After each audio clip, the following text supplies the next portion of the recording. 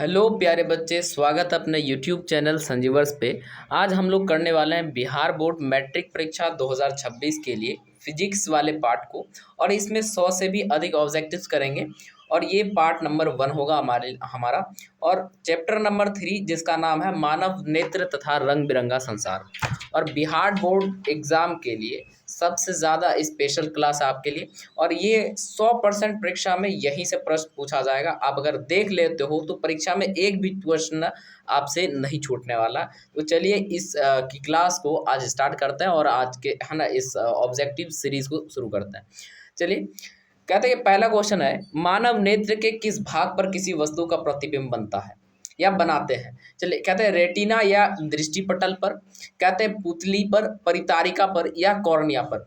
कहाँ बनाते हैं बताइए। कहते हैं रेटिना या दृष्टिपटल पर। किस पे? रेटिना या दृष्टिपटल, यानी ऑप्शन नंबर क्या हो जाएगा? ए हो जाएगा। चलिए नेक्स्ट क्वेश्चन बढ़ते हैं। और नेक्स्ट क्वेश्चन हमारे पास है, कहते हैं तारों के टिमटिमाने की व्याख्या किस सिद्धांत पर आधारित है।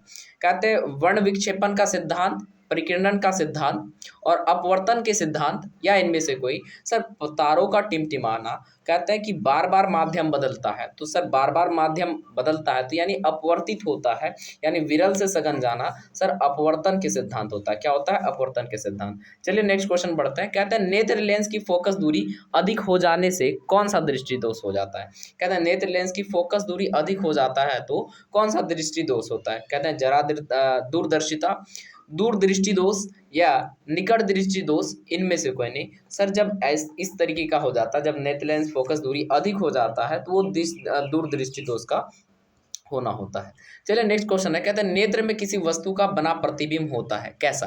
कहते हैं वास्तविक उल्टा तथा बड़ा, ठीक। और उसके बाद है वास्तविक उल्टा तथा छोटा। उसके बाद है काल्पनिक उल्टा तथा बड़ा और काल्पनिक सीधा तथा छोटा। तो सर ऑप्शन नंबर बी हो जाएगा। कहते हैं वास्तविक उल्टा तथा छोटा हो जाएगा। वास्तविक उल्टा तथा छोटा हो जाएगा। चलिए नेक्स्ट क्वेश्चन बढ़ते हैं। नेक्स्ट क्वेश्चन है, कहते हैं जो नेत्र निकट स्थित वस्तुओं को स्पष्ट नहीं देख पाता है उस नेत्र में होता है। कहते हैं जो नजदीकी की वस्तु को अच्छे से नहीं देख पाता है उस नेत्र में क्या चीज होता है। कहते हैं कि है ना वर्णधता है। और ऑप्शन बी है जरा दृष्टि दोष, ऑप्शन सी है आपके पास निकट दृष्टि दोष और ऑप्शन डी है आपके पास दूर दृष्टि दोष। तो सर इस तरीके से क्या होता है, कहते हैं दूर दृष्टि दोष हो जाता है ना। क्या हो जाता है? दूर दृष्टि दोष। चलिए नेक्स्ट क्वेश्चन बढ़ता है। और नेक्स्ट क्वेश्चन है हमारे पास, कहते हैं कि सफेद प्रकाश की किरण जब किसी प्रिज्म से होकर गुजरती है तब जो रंग वर्ण सबसे अधिक है ना विचलित होता है, यानी जो सबसे ज्यादा मुड़ता है ना, अपने पथ को बदलता है, वो कौन सा होता है। लाल होता है, नीला होता है, नीला और लाल दोनों होता है, या फिर बैंगनी होता है। तो क्या होता है सर? तो ये हो जाएगा बैंगनी रंग होता है जो सबसे ज्यादा विचलित होता है। चलिए नेक्स्ट क्वेश्चन है, कहते हैं कि अपने लेंस की फोकस दूरी को बदलकर दूर या निकट की वस्तु को साफ साफ देख सकने के आंखों की गुण को कहते हैं। कहते हैं जरा दूरदर्शिता कहते हैं। सर बिल्कुल नहीं, जरा दूरदर्शिता तो नहीं कहते हैं। कहते हैं निकट दूरदृष्टिता नहीं सर। समंजन क्षमता या दूरदृष्टिता, सर इसको जो कहा जाता है इसको समंजन क्षमता कहा जाता है। क्या? समंजन क्षमता। कोई भी वस्तु को अपने हिसाब से देखने को समंजन क्षमता कहते हैं। चलिए नेक्स्ट क्वेश्चन बढ़ते हैं। कहते हैं जरा दूरदर्शिता से पीड़ित व्यक्ति का उपचार किस प्रकार के लेंस से किया जाता है। ऑप्शन ए है अभिसारी, ऑप्शन बी है अपसारी और ऑप्शन सी है बायोफोकल और ऑप्शन डी है अवतल। तो सर ये किसके लिए है ना? बायोफोकल, यानी दोनों लेंस की जरूरत होती है, अपसारी भी और अभिसारी भी। तो इसलिए ऑप्शन नंबर क्या हो जाएगा? डी, यानी है ना बायोफोकल होगा। चलिए नेक्स्ट क्वेश्चन बढ़ते हैं। और नेक्स्ट क्वेश्चन है हमारे पास, कहते हैं कि एक स्वस्थ मानव नेत्र के लिए निकट तथा दूर बिंदु प्रकाश कब होते हैं।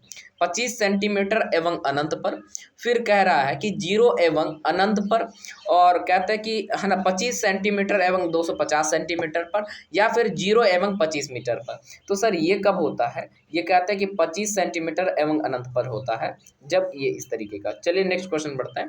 कहते हैं विभिन्न दूरियों पर की वस्तुएं को प्रतिबिंब का फोकस करने के लिए आंख के लेंस की फोकस दूरी परिवर्तित होता है।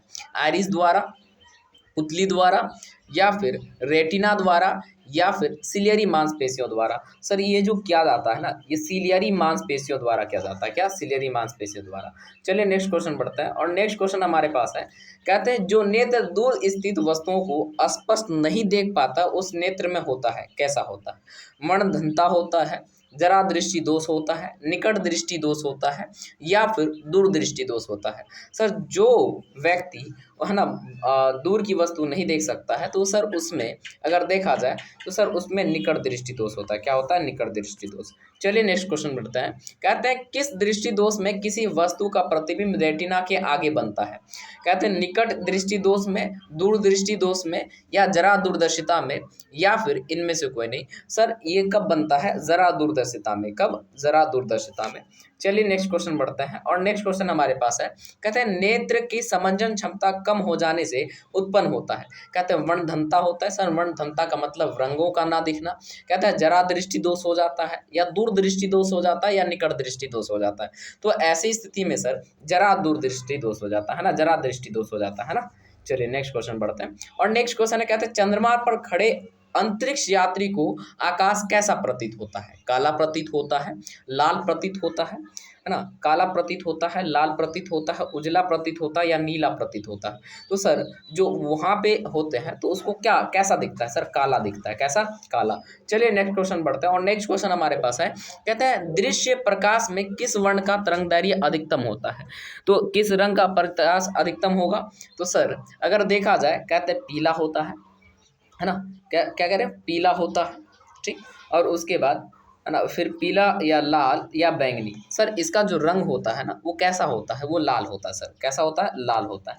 चलिए नेक्स्ट क्वेश्चन बढ़ता है और नेक्स्ट क्वेश्चन हमारे पास है। कहते हैं इंद्रधनुष का वर्णन यानी इंद्रधनुष का बनना किस परिघटना पर आधारित है? यानी इंद्रधनुष किस तरीके से बनता है, किस है ना घटना से बनता है? कहते हैं प्रकाश का वर्ण विक्षेपण के साथ, या प्रकाश का अपवर्तन से, प्रकाश के वर्ण विक्षेपण, प्रकाश के अपवर्तन, या प्रकाश का परावर्तन, या इनमें से कोई नहीं। तो सर ये कब होता है? कहते हैं कि जब प्रकाश का वर्ण विक्षेपण होता है। क्या होता है? प्रकाश का वर्ण विक्षेपण होता है। चलिए नेक्स्ट क्वेश्चन बढ़ते हैं और नेक्स्ट क्वेश्चन हमारे पास है।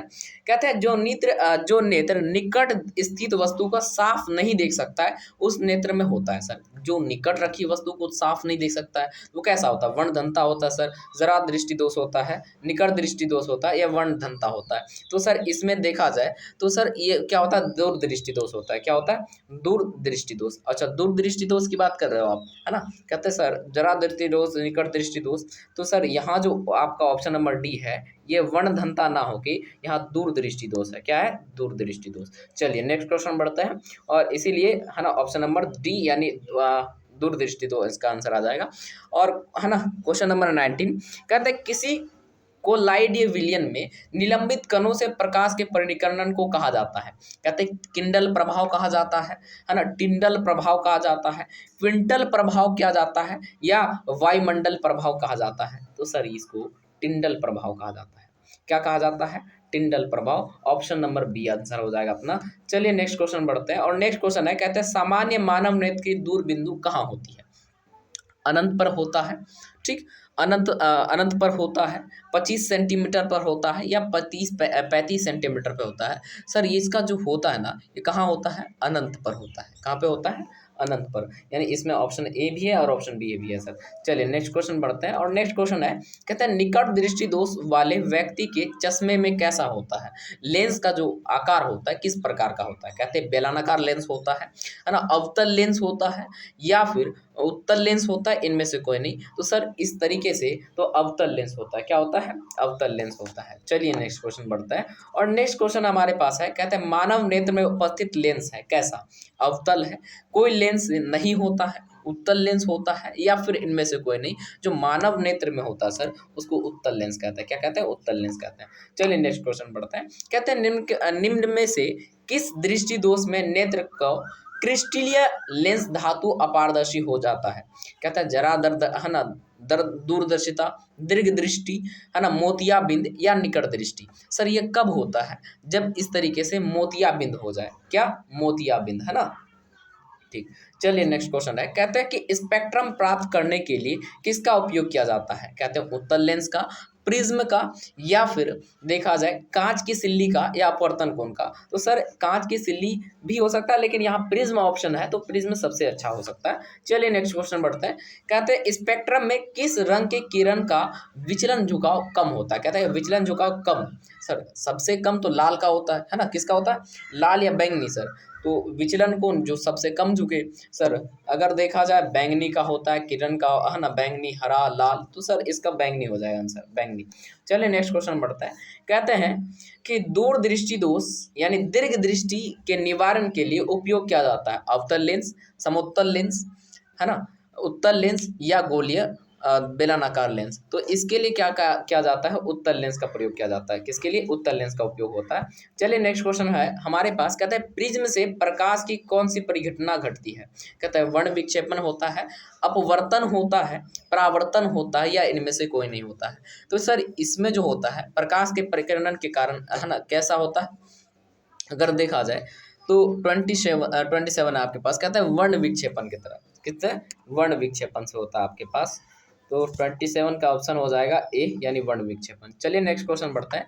कहते हैं प्रकाश के किस रंग का तरंगदैर्घ्य सबसे कम होता है। सर सबसे कम बैंगनी का होता है और सबसे ज्यादा लाल का होता है। तो सबसे कम बैंगनी का हो जाएगा। और नेक्स्ट क्वेश्चन हमारे पास है। कहते हैं आकाश का रंग नीला प्रतीत होता है किसके कारण, प्रकाश के अपवर्तन के कारण, प्रकाश के परिकिरणन के कारण, प्रकाश के परावर्तन के कारण, या इनमें से कोई नहीं। तो सर आकाश का जो रंग नीला दिखता है वो प्रकाश के परिकिरणन की तरह ही है ना। चलिए नेक्स्ट क्वेश्चन बढ़ते हैं। कहते हैं आंख का व्यवहार होता है उत्तल लेंस की तरह, समतल लेंस की तरह, या समतल दर्पण की तरह, अवतल दर्पण की तरह। तो सर ये जो आंख का व्यवहार होता है ना, बिल्कुल एक उत्तल लेंस की तरह होता है। चलिए नेक्स्ट क्वेश्चन बढ़ते हैं। और कहते हैं एक साधारण प्रिज्म कितने सतहों से घिरा होता है। सर बार बार बताया आपको कि है ना, ये जो घिरा होता है 5 सतहों से घिरा होता है। कितने घेरों से, 5 सतहों से घिरा होता है। चलिए नेक्स्ट क्वेश्चन बढ़ता है।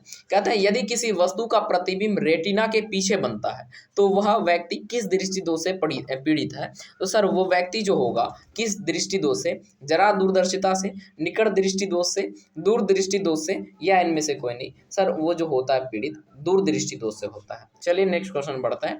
कहता है किसी माध्यम में छोटे कणों के निलंबन को कहा जाता है प्रकाश है ना, या फिर पुंज कहा जाता है, या कोलाइड कहा जाता है, या फिर अगर देखा जाए इनमें से कोई नहीं। तो किसी माध्यम में छोटे कणों के निलंबन को कोलाइड कहा जाता है। क्या कहा जाता है, कोलाइड।